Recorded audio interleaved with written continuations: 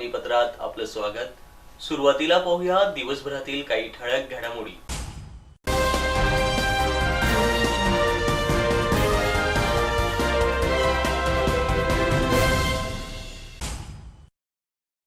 धुळे मध्यवर्ती बस स्थानकावर धुळीचे लोळ बसले तरी डेपो मॅनेजर साहेबांचं दुर्लक्ष। रसिक प्रेक्षकांमुळेच माता हिंगलाज वृत्तवाहिनी धुळेची गरुड झेप।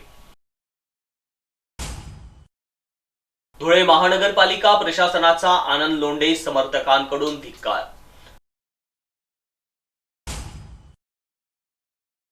मराठा आरक्षणाची पुढील दिशा ठरवण्यासाठी धुळ्यात महत्त्वपूर्ण बैठक संपन्न। पाण्याचा शोध घेण्यासाठी माकडांची गावाकडे धाव।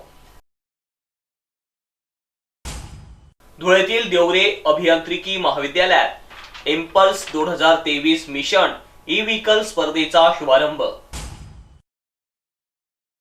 कांद्याला अपेक्षित भाव नसल्यामुळे शेतकऱ्यांचा रास्ता रोको। आता पाहूया बातमीपत्र विस्ताराने। नावारूपाला आलेल्या धुळे मध्यवर्ती बस स्थानकाचा सध्या चांगलाच बोजवारा उडाला आहे। बस स्थानकात असलेलं घाणीचं साम्राज्य, धुळीचे लोळ, पिण्याच्या पाण्यासाठी असलेली वणवण, शौचालयात होणारी महिला प्रवाशांची लूट यामुळे सर्वच प्रवासी त्रस्त झाले आहेत। तरी याकडे संबंधित डेपो मॅनेजरचं लक्ष नाही। बस स्थानकात प्रवाशांसाठी मूलभूत सुविधा उपलब्ध कराव्यात, अन्यथा प्रशासनात जाब विचारला जाईल अशी माहिती सामाजिक कार्यकर्त्यांतर्फे दिली जात आहे। धुळे मध्यवर्ती बस स्थानक क्षेत्रफळाच्या दृष्टीने मोठे आहे। यामुळे या बस स्थानकात रोजच हजारो एसटी बस ये-जा करतात व प्रवाशांचीही संख्या तितकीच मोठी असते। तरी या बस स्थानकात प्रवाशांसाठी कुठल्याच मूलभूत सुविधा पुरवल्या जात नाही। बस स्थानक आवारातच नव्हे तर बस स्थानकातील बाकड्यांवर देखील धुळीचे लोळ आणि घाण असल्याने प्रवासी बाकड्यांवर बसण्यापेक्षा उभे राहणे पसंत करतात। तसेच बस स्थानकात येणाऱ्या एसटी बसेसमुळे धुळीचे लोळ उडत असल्यामुळे प्रवाशांच्या आरोग्यास धोका पोहोचत असतो। तर पिण्याच्या पाण्यासाठी भटकंती अथवा पाणी विकत घ्यावं लागतं। बिस्लरी बॉटल विकत घेऊन तहान भागवावी लागते। पाण्याची टाकी आहे, मात्र परिसरात दुर्गंधीयुक्त पाणी आणि घाण असल्यामुळे प्रवासी पाण्यापासून वंचित राहण्याचं पसंत करतात। तर दुसरीकडे शौचालयात महिला प्रवाशांची मोठी पिळवणूक होते। महिला प्रवाशांकडून देखील पैसे घेतले जात असल्याचे प्रवासी सांगतात। तसेच बस स्थानकात पोलीस चौकी असूनही तिथे पोलीस कर्मचारी हजर नसल्यामुळे चोऱ्यांचं प्रमाण वाढलं आहे। सिक्युरिटी गार्ड असूनही समस्या निर्माण होतात। विशेष बाब म्हणजे बस स्थानकात येणाऱ्या बस प्लॅटफॉर्मवर न लावता दुसरीकडेच लागत असल्यामुळे प्रवाशांची हेळसांड होत असते। बस स्थानकात दिवसेंदिवस अधिक समस्या वाढत असूनही संबंधित डेपो प्रशासनाची लक्ष का नाही, त्या कुठल्या मुहूर्ताची वाट बघताय?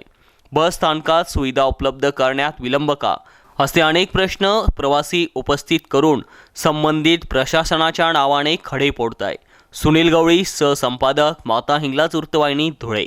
सर्वांच्याच मनात घर करून ठेवणाऱ्या माता हिंगलाज वृत्तवाहिनीने आता गरुड झेप घेण्यास सुरुवात केली। आता धुळे, जळगाव, नंदुरबार जिल्हाच नव्हे तर मालेगाव, नाशिक, वैजापूर, येवला, मनमाड, सुरत, मुल्हेर, ताराबाद येथेही माता हिंगलाज वृत्तवाहिनी धुळेने आपले जाळे पसरविले आहे। कान्हा देशातील लोकप्रिय चॅनल म्हणून सध्या माता हिंगलाज वृत्तवाहिनी धुळेची ख्याती आहे। विशेष बाब म्हणजे माता हिंगलाज वृत्तवाहिनीला संपूर्ण देशात लाईव्ह चॅनल म्हणून ओळखलं जातं।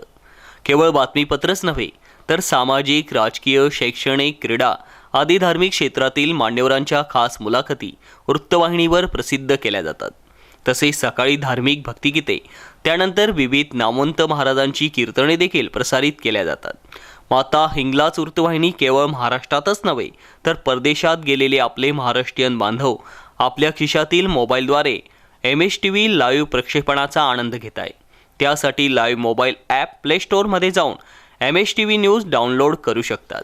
DLGTPL जिओ हातवेवर 872 क्रमांकावर, तर धुळे, जळगाव, नंदुरबार जिल्ह्यात 991 क्रमांकावर आपण माता हिंगलाज वृत्तवाहिनी पाहू शकतात।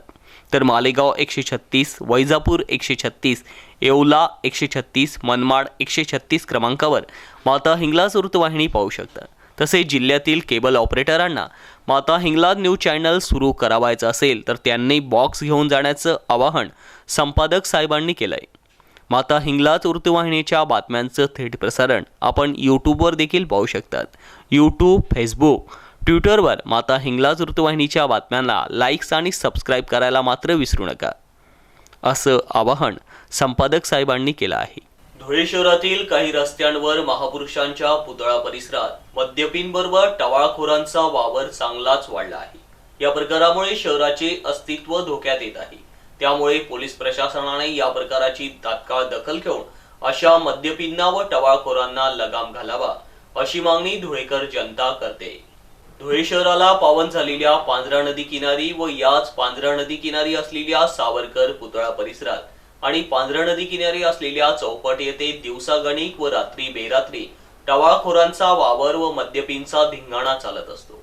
यामुळे या परिसरात कामानिमित्त जाणाऱ्या महिलांच्या सुरक्षेचा प्रश्न ऐरणीवर येतो। तसेच परिसरातील महापुरुषांच्या पुतळ्यांचंही अस्तित्व धोक्यात येतं। धुळेकर सांगतात की हा प्रकार केवळ कधी कधी नव्हे तर रोजच समोर येतो। या प्रकाराची कल्पना स्थानिक पोलिसांनाही असते, त्यावर कारवाई होते ती केवळ नावालाच। त्यामुळे टवाळखोर व मद्यपींचा धिंगाणा सतत सुरू असतो। त्यामुळे पोलीस प्रशासनाने या प्रकाराची तात्काळ दखल घेऊन टवाळखोर व मद्यपींचा बंदोबस्त करावा, अशी मागणी सुज्ञ धुळेकरांमधून होत आहे। टिपू सुलतान यांच्या जयंतीनिमित्त शुभेच्छापर बॅनर काढून टाकत कार्यक्रमातही आडकाठी घालण्यात आली। प्रशासनाच्या या भूमिकेचा आझाद समाज पार्टीचे महाराष्ट्र कार्याध्यक्ष आनंद लोंढे यांच्या नेतृत्वात जाहीर धिक्कार करण्यात आला। या संदर्भात जिल्हाधिकाऱ्यांना निवेदन देत निदर्शने करण्यात आली। जिल्हाधिकाऱ्यांना दिलेल्या निवेदनात म्हटलं आहे की टिपू सुलतान यांच्या जयंतीच्या औचित्यावर शुभेच्छापर फलकासाठी महापालिकेचे शुल्क अदा करत रीतसर परवानगी घेतली, तरी तो फलक काही तासात काढला। यासाठी कायदा सुव्यवस्थेचं कारण पोलिसांनी पुढे केलं। मात्र शहरात अनेक अनधिकृत फलक राजरोसपणे लागतात, तिकडे प्रशासनाकडून दुर्लक्ष होते। नियोजित कार्यक्रमही रद्द करण्यासाठी दबाव टाकला। वास्तविक टिपू सुलतान हे समतावादी राजे होते। त्यांनी केरळमधील महिलांची क्रूर प्रथा बंद केली। भारतीय राज्यघटनेतही टिपू सुलतान यांचं चित्र आहे। असं असताना देखील टिपू सुलतान यांना विरोध करणे म्हणजे देश व राष्ट्रभावनेशी प्रतारणा आहे। जयंती साजरी करणे हा आमचा संविधानिक हक्कही डावलण्यात आल्याचा आरोपही या आनंद लोंढे समर्थकांतर्फे करण्यात आला। त्यामुळे टिपू सुलतान यांचं स्मारक धुळ्यात व्हायला हवं, अशी मागणी देखील त्यांनी केली। यावेळी जिल्हाध्यक्ष संतोष अमृतसागर, चिंतामण थोरात, पापा अन्सारी, सलील अन्सारी, सलमान शाह, जमीर शेख, माजिद पठाण, सुलतान शेख, रईस पठाण, रोहित सोनवणे, विक्की लोंढे, अमर पवार, निलेश जिरे आदींसह आनंद लोंढे आदी उपस्थित होते। निवडणुकीच्या तोंडावर अनेक जुनी प्रकरणे, जुने वाद, जुनी बाजू उचलून ती लावून धरण्याचे प्रकार केले जातात। शिळ्या कढीला पुन्हा उतू आणण्याचा प्रयत्न केला जातो। यामागे आपणास प्रसिद्धी मिळेल अशीच अपेक्षा असते।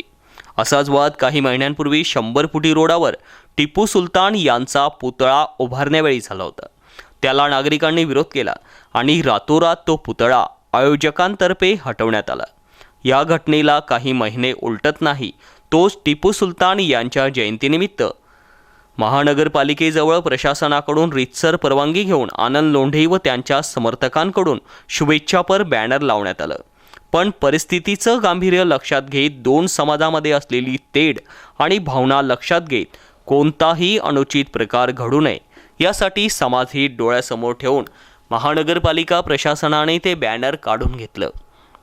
महानगरपालिका प्रशासनाचं सामान्य नागरिकांकडून याबाबतीत कौतुक केलं जात आहे, कारण की समाजहित डोळ्यासमोर ठेवून, निवडणुका डोळ्यासमोर ठेवून राजकारण करणारे वेगळे आणि सामान्य जनता वेगळी।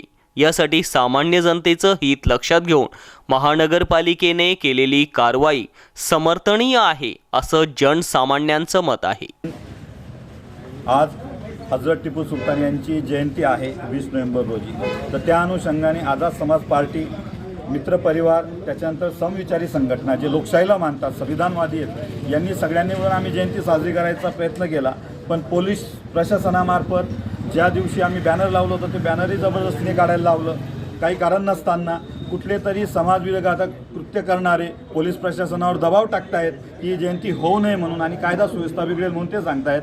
आम्ही कलेक्टर साहेबांना आज आमचं हक्काने विनंती केली संविधानिक मार्गाने की टिपू सुलतान यांची जयंती साजरी केल्यावर कायदा सुव्यवस्था बिघडेल असं म्हणणारे कोण आहेत, प्रशासनावर दबाव टाकणारे कोण आहेत, त्यांचे नावे जाहीर करावं, त्यांच्यावरच कार्यवाही करण्यात यावी। दुसरी महत्त्वाची गोष्ट, ज्यावेळेस पत्रकार भवनला आम्ही कार्यक्रम घ्यायला गेलो, पत्रकार बांधवांनी आम्हाला कार्यक्रमासाठी जागा उपलब्ध करून दिली, पण पत्रकार बांधवांवर सुद्धा दबाव आणला गेला की जागा उपलब्ध करून देऊ नये म्हणून। पण मराठा समाजाच्या आरक्षणासंदर्भात धुळ्यात समाजाचे नेते मनोज जरांगे पाटील यांची सभा घेण्याचं आयोजित केलं जात आहे। या सभेची दिशा ठरवण्यासाठी आज धुळे शहरातील मराठा समाज कार्यालयात धुळे जिल्हा सकल मराठा समाजातर्फे महत्त्वपूर्ण बैठक घेण्यात आली।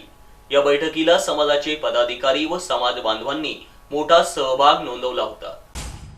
मराठा समाजाचे नेते मनोज जरांगे पाटील यांनी केलेल्या आवाहनाप्रमाणे 1 डिसेंबरपासून आंदोलनाची सुरुवात केली जाणार आहे। तसे धुळे येथे मनोज जरांगे यांची सभा घेण्यात येणार असून या संदर्भात पुढील दिशा ठरवण्यासाठी ही बैठक घेण्यात आली। या बैठकीला दिनेश काळे, पप्पू माने, श्याम रायगुडे, उज्ज्वल वाळके, भानुदास बगदे, सुनील पाटील, प्रेमचंद अहिरराव, वामन मोहिते, कैलास वाघारे, अमोल पाटील, मनोज रुईकर, जगन ताकटे, घनश्याम निरगुडे, केतन भामरे, बाळासाहेब ठोंबरे, राजेंद्र काळे आदी समाज बांधव मोठ्या संख्येने सहभागी झाले होते। लोकांना गरज नाही, भागण्यावाले स्वयंस्फूर्तीने आंदोलन करताय। तिकडे शिरोडवाले त्या लोकांना सांगायला कोणी गेलं नाही, धुळ्यावाले भागण्यावाल्यांना कोणी काय म्हणतात, आंबेवाल्यांना कोणी सांगायला गेलं नाही की तुम्ही आंदोलन करा, ते त्यांच्या करतायत। फक्त विषय काय होतोय, आता आपले वरिष्ठ मंडळी बसलेली याला इतक्या परिपक्वता, यांनी हजारो सभा घेतलेल्या, यांनी गणच ठिकाणी त्यांनी आयुष्य लोटून दिलंय समाजकारण्यात। हे पक्के आहेत, फक्त हे जे नियोजन करणार आहे त्यांच्याबरोबर आपल्याला उभं राहायचे। आणि दुसरा विषय म्हणजे आपल्याला भागाभागात आता मशाल रॅली चालू करायची। आपण काय केलेलं आहे, थांबून गेलेलो आहे। थांबल्या कशामुळे की आता बापूंनी बोललं अडचणी राहतात प्रत्येकाच्या कुटुंबाच्या, त्या काय प्रत्येक जण सांगू नाही शकत, पण बापूंना जेव्हा जशी बी वेळ भेटली त्यांनी यायचं, ज्यांना जशी वेळ भेटली तशी या काय। आणि त्या माणसाने काय एवढा रोष निर्माण केला, त्या माणसाने 1800 रुपयाचा बॅनर लावून तिथं त्यांनी टायमावर त्यांनी बातचीत केली एवढ्या मोठ्या माणसाची, तो थांबला आणि तिथं त्या माणसाने समाजाची म्हणजे त्या माणसाचा खरोखर त्या माणसाने जर बातचीत नाही केली असती आणि त्या माणसाने जर तिथं नियोजन नाही केलं असतं, त्या माणसाने बोललं नसतं, काय झाली बोलला असतं। यंदा जिल्ह्यातच नव्हे तर संपूर्ण महाराष्ट्रात पावसाचं प्रमाण कमी झाल्याने नदी, नाले, तलाव कोरडे पडले आहेत। त्यामुळे जंगलातील प्राणी पाण्याचा शोध घेण्यासाठी महामार्गावर तसेच परिसरातील मंदिरांमध्ये येत असल्याचं चित्र सध्या बघावयास मिळत आहे। याला मुंबई गुजरात महामार्ग देखील अपवाद नाही। यंदा शहरासह परिसरात पावसाने चांगली दडी मारली आहे। म्हणावा तसा पाऊस न झाल्यामुळे नदी, नाले, तलाव आदी पाणवटे कोरडे पडले आहेत। त्यामुळे सगळीकडे पाण्याची भीषण टंचाई निर्माण झाली। विशेष बाब म्हणजे पाण्याचा शोध घेण्यासाठी जंगलातील प्राणी उदाहरणार्थ माकड देखील गावाकडे वळले आहेत। मुंबई गुजरात महामार्गावर देखील माकड पाण्याच्या शोधासाठी दाखल झाले होते। याच महामार्ग परिसरात मंदिरे असल्यामुळे येथे येणाऱ्या भाविकांच्या हातातील पाण्याची बॉटल हिसकावून पाणी पिताना माकड दिसत आहे। म्हणून प्रशासनाने ही समस्या लक्षात घेत जंगलात पाण्याची उपलब्धता करून देणं गरजेचं आहे, जेणेकरून जंगलातील प्राण्यांना पाण्याचा शोध घेण्यासाठी मंदिरं अथवा गावांकडे धाव घेता येणार नाही। साधना काळोखे, वसई प्रतिनिधी। मंदिर परिसरातली माकडाची आणि अगदी भक्त जिथे बसलेले असतात तिथे यांचं ये जा चालू असतं। आणि जसं अचानक उड्या मारणं वगैरे, तर भक्तांमध्ये एक धावपळीचं वातावरण तयार होत असतं। आणि मेन म्हणजे पाण्याच्या शोधाशोध आणि खाण्याच्या शोधाशोधासाठी या माकडांचं सगळी धावपळ चालू असते। आणि अगदी मानवी वस्तीत किंवा अगदी मनुष्य बसलेले असतात तिथं यायलाही ही माकडं म्हणजे अगदीच घाबरत नाही, तसे येतात ही अगदी पाण्यासाठी, जेवणासाठी। धुळे जिल्ह्यातील ज्या महसुली मंडळात माहे जून ते सप्टेंबर 2023 या कालावधीत सरासरी पर्जन्यमान 75% पेक्षा कमी व एकूण पर्जन्यमान 750 मिलीमीटर पेक्षा कमी झाला आहे, अशा धुळे जिल्ह्यातील 28 महसूल मंडळामध्ये दुष्काळ जाहीर करून सवलती लागू केल्या असल्याची माहिती जिल्हाधिकारी अभिनव गोयल यांनी एका प्रसिद्धी पत्रकान्वये दिल्याचं वृत्त आहे. श्री शिवाजी विद्यापरिसरक संस्थेच्या बापूसाहेब शिवाजीराव देवरे अभियांत्रिकी महाविद्यालयात अभियांत्रिकीच्या विद्यार्थ्यांच्या संशोधन वृत्तीत चालना देण्यासाठी व तांत्रिक कौशल्य सादरीकरणासाठी आयोजित 2 दिवसांच्या तांत्रिक कौशल्य सादरीकरणाच्या एम्पल्स 2023 या स्पर्धेचा शुभारंभ आज सकाळी 10 वाजता पार पडला. हा शुभारंभ धुळे जिल्हा परिषदेचे मुख्य कार्यकारी अधिकारी शुभम गुप्ता यांच्या हस्ते करण्यात आला. महाविद्यालयाचे प्राचार्य हितेंद्र पाटील व मेकॅनिकल विभाग प्रमुख प्राध्यापक डॉक्टर संजू सूर्यवंशी आदी मान्यवर या ठिकाणी उपस्थित होते. 2 दिवसांच्या या स्पर्धेत विद्यार्थ्यांसाठी तांत्रिक कौशल्य सादरीकरणाच्या विविध स्पर्धांचं आयोजन करण्यात आलं आहे. या स्पर्धांमध्ये विद्यार्थी व विद्यार्थिनी मोठ्या संख्येने सहभागी झाले आहेत. या स्पर्धांना भेटी देण्यासाठी विविध शाळा महाविद्यालयातील 1ता-12वीच्या विद्यार्थ्यांना कॉलेज ओळखपत्रावर मोफत प्रवेश दिला गेला आहे. तसेच या 2 दिवसांच्या स्पर्धेच्या यशस्वीतेसाठी मेकॅनिकल विभागातील सर्व प्राध्यापक शिक्षकेतर कर्मचारी हे परिश्रम घेत आहेत.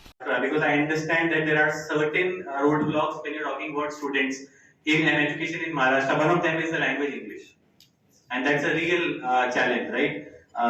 In places like Dhule, places which are slightly, you can say, tier 2, apart from Mumbai and Pune, you will mostly see that people really struggle with the language of English because people around you don't speak that language. So it's always very difficult to pick up the language which is not spoken around you. So I just wanted to share a small anecdote with you, and that anecdote is like anecdote. It is true. It's a true story. It's my life story. So when I stayed in Dahanu Road, yes, in Maharashtra. That time in 2012, and that time it was even a smaller town. It's small even today, but that time it was smaller. I'm talking about 11 years back. My school was in Vapi, about 80 kilometers away. And Vapi was again a small town, right? So like Dhule, nobody spoke English there. Everybody spoke Gujarati and slightly more Hindi, being a CBSE school. So I studied there, and eventually I decided that I had to go for UPSC Civil Services. So I decided to go for Delhi University for my coaching, for my graduation. When I took admission in Delhi, it was like a South Bombay college. It was South Delhi college, but South Delhi and South Bombay are synonymous. You understand South Bombay, right? So it was that kind of a college where everybody used to speak in English. People speaking in Hindi were looked down upon. So it was a situation like that there. So I went there being a very small town boy. I didn't understand. I didn't have much exposure. I was very, very limited in my approach when I had just gone to Delhi. And I realized that I actually couldn't speak in English. Trust me, I couldn't. I could read it, I could write it, but I could not speak it because I did not have that much confidence about speaking English. And that was a major, major problem with what I was facing that day, because my whole college life was dependent on the fact whether I could pick up a language and talk to people. Because college is not just about academics. College is about things like these, which require communication, right? So it was a major challenge. I tried a lot to get out of that problem, but I couldn't. And just like that, about 6 months passed, and I could not make a single friend. I had 0 friends. So my whole schedule for the day used to be: I will go to college, I will finish college around 4 p.m. and I'll immediately come back to my home. I will start studying. I will study for. कांद्याला अपेक्षित भाव मिळत नसल्यामुळे शेतकऱ्यांनी धुळे कृषी उत्पन्न बाजार समितीच्या प्रवेशद्वारासमोरच रस्त्यावर रास्ता रोको आंदोलन छेडून शासनाचं लक्ष वेधून घेतलं.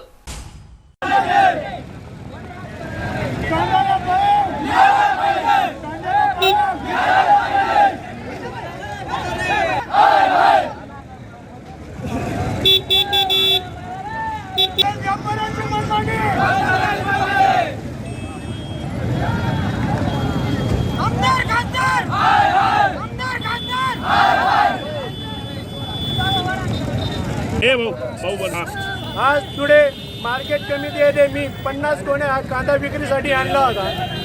2 दिवसापूर्वी जो कांद्याला 5,000 ते 5,500 रुपये भावाने जात होता, परंतु व्यापाऱ्यांची मनमानीमुळे आज त्याच कांद्याला 3,000 रुपये दर मिळत आहे. त्यासाठी शेतकरी अगोदरच दुष्काळ असल्या कारणामुळे शेतकरी अगोदरच संकटात सापडलेला आहे. मात्र व्यापारी आणि मार्केट कमिटीच्या मनमानी कारभारामुळे आज या शेतकऱ्याला अत्यंत वाईट अवस्था आलेली आहे आणि ज्या कांद्याला 5,000 रुपये भाव होता त्या कांद्याला आज 3,000 रुपये 2,500 रुपये भाव जातोय.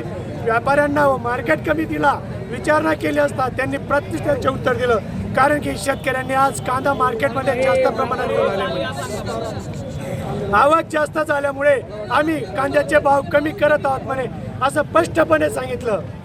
आणि धुळा मार्केट कमिटीमध्ये एक शेडवर एक निलाव चालत नाही. प्रत्येक शेडमध्ये प्रत्येक व्यापारी ज्याच्या त्याच्याकडे आलेला कांदा निलाव करत असतो. एका वेळेस 2-2, 3-3 निलाव चालतात.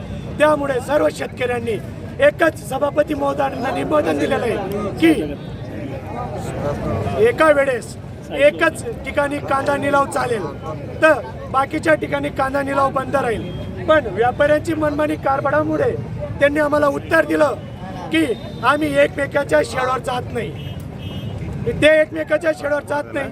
मात्र ज्या व्यापाऱ्याकडे जास्त कांदा गेलेला असतो तो व्यापारी त्याच्या मनमानी कारभारामुळे शेतकऱ्यांना पटेल तो त्याच्या मर्जीने भाव देत असतो. बरोबर. काय झालं आज 11-11:30 वाजता कांद्याचा निलाव चालू असताना शेतकऱ्यांच्या कांद्याला कमी भाव मिळाला असा समज करून कांदा मार्केट काही शेतकऱ्यांनी बंद केला आणि त्यामुळे बंद केला मार्केट. याची पुन्हा आम्ही शेतकरी काही व्यापारी यांची बैठक बसवून व्यापारी जे ज्या ठिकाणी याचा निलाव खरेदीदार आणि आडत जे सेपरेट करत आहेत ते न करता एकठोक एकीकडनं सर्व व्यापाऱ्यांनी एकीकडनंच निलाव सुरू करायचा असं शेतकऱ्यांना सांगितलं आणि त्याप्रमाणे उद्यापासून बुधवारपासून आम्ही ती कारवाई करणार आहोत. तसंच काल म्हणजे आजच्या निलावामध्ये जे काही कांदे शेतकऱ्यांचे राहून गेले निलावाचे त्यांच्यासाठी उद्या कांद्याचा बाजार चालू ठेवला आहे. त्यांचा पण शेतकऱ्यांचा निलाव आपण करून घेणार आहे. तसं जे शेतकऱ्यांचं म्हणणं होतं की 2% व्यापारी आमच्याकडनं हिशोबात कापून घेतात, तर असं कोणत्याही शेतकऱ्याने आमच्या निदर्शनास आणून दिलं किंवा मार्केट कमिटीच्या कोणाच्याही निदर्शनास आणून दिलं की या व्यापाऱ्याने आम्हाला पेमेंट करताना 2% कापून घेतले तर त्या व्यापाऱ्यावर कडक कारवाई करण्यात येईल. ते शेतकऱ्याला जे माल विकला त्याचे पैसे संध्याकाळी ते पूर्ण त्याला मिळालेच पाहिजे. ज्याचे संबंध व्यापारी शेतकरी असतील त्याने त्यांचं 2 दिवसात देऊ 4 दिवसात देऊ त्यांचा तो वैयक्तिक प्रश्न आहे, पण प्रत्येक शेतकऱ्याला माल विकल्यानंतर पैसे रोखीने दिले गेले पाहिजे अशा सूचना व्यापाऱ्यांना दिल्या गेल्या आहेत. एक शेतकऱ्यांची गोरडे किंवा लासलगाव आणि इतर बाजारपेठेप्रमाणे इथं भाव दिला जात नाही आणि भाव पाडून दिला जातो आणि एकाच वेळेस ठोक असा लिलाव होत नाही, वेगवेगळ्या ठिकाणी लिलाव होत असं, ज्यामुळे भाव कमी मिळतो. नाही तेच मग बुधवारपासून आपण ते सर्व व्यापाऱ्यांनी एकठोक निलाव करायचा आपण ठरवलं ना, तो समज त्यांचा गैरसमज दूर व्हावा म्हणून एकठोक एकीकडनं निलाव आपण सर्व व्यापाऱ्याने चालू काय ठेवला. झालं लासलगावचा बाजाराचा ना आपला क्वालिटीचा कांद्याचा प्रत्येक व्यापारी ते माल बघूनच भाव देत असतो आणि तसा जर समजा समज असता तर मार्केट कमिटीवर त्याच्यावर पूर्णपणे नजर ठेवून कारवाई करेल. आता ज्या शेतकऱ्यांचा लिलाव झालेला आहे आणि त्यांनी फेर लिलावची मागणी केली त्यांचा फेर लिलाव केला ना, फेर लिलाव आज करता येणार नाही. उद्या व्यापाऱ्यांची बैठक बसून ज्या शेतकऱ्यांचा निलाव झाला आहे त्यांचा आजचा निलाव तसं महाराष्ट्रामध्ये असा निलाव करून पुन्हा निलाव करता येत नाही. तर उद्याच्या तो जे निलाव झाले तर ज्या शेतकरी देणार नाही त्या शेतकऱ्यांचा पुन्हा उद्या निलाव करता येईल. नाही पण आता काय झालंय, तो जो लिलाव आता तुम्ही थांबवला त्यामुळे अनेक शेतकऱ्यांचा. शेवटी पुन्हा एक नजर ठळक घडामोडींवर.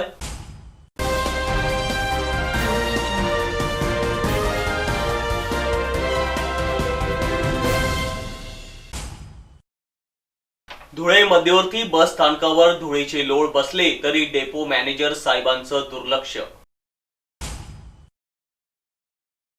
रसिक प्रेक्षकांमुळेच माता हिंगलाज वृत्तवाहिनी धुळेची गरुड झेप. धुळे महानगरपालिका प्रशासनाचा आनंद लोंढे समर्थकांकडून धिक्कार.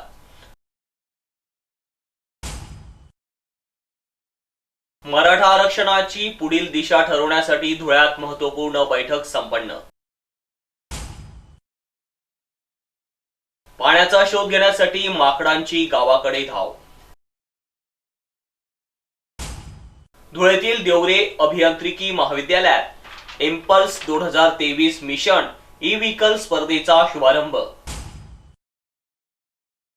कांद्याला अपेक्षित भाव नसल्यामुळे शेतकऱ्यांचा रास्ता रोको. आणि याच बरोबर माता हिंगलाज टीव्हीचं बातमीपत्र संपलं. पुन्हा भेटूया पुढील बातमीपत्रात. तोपर्यंत पाहत राहा फक्त माता हिंगलाज टीव्ही. जय हिंगलाज.